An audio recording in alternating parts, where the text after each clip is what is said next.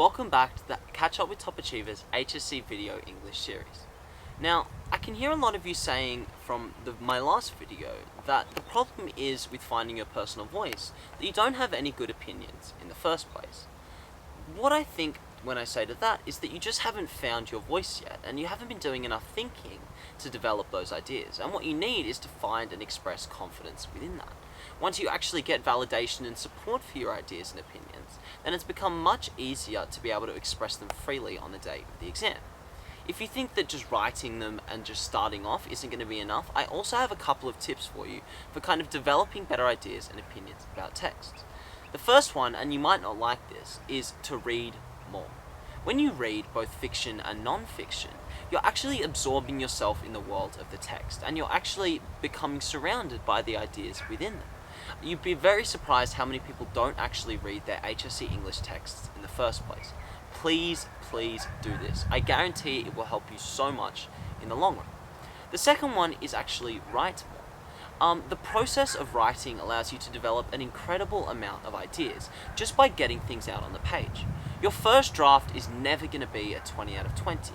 I remember submitting my first draft to the teacher and her just crossing out so much of it in red pen and being disheartened by it. But what she told me was, the fact is that I had plenty of ideas that were good in here.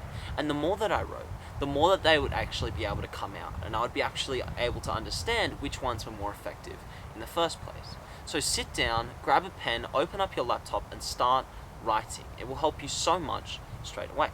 The third tip to develop better ideas is to just discuss things. Whether it's with your teachers, whether it's with your friends sitting down after school, actually having a conversation about something or trying to teach a concept to someone is an incredible way to actually develop and expand upon those concepts that might only be embryonic in your mind at the start, but you can actually spell them out in a very stress-free setting, such as just sitting around the table and having a conversation about it. The final one is to go meta whenever you're developing those ideas. Now, for those of you who don't know what meta is, I recommend you check out my other video that I made about that. But pretty much meta is just this idea of thinking big, thinking about authorial purpose. If you really don't know where to start, ask yourself, what is the purpose of the author in this setting? And your ideas can stem from that. So hopefully this process of thinking, this process of kind of developing ideas to try and find a personal voice, will help you greatly in the long run with HSC English.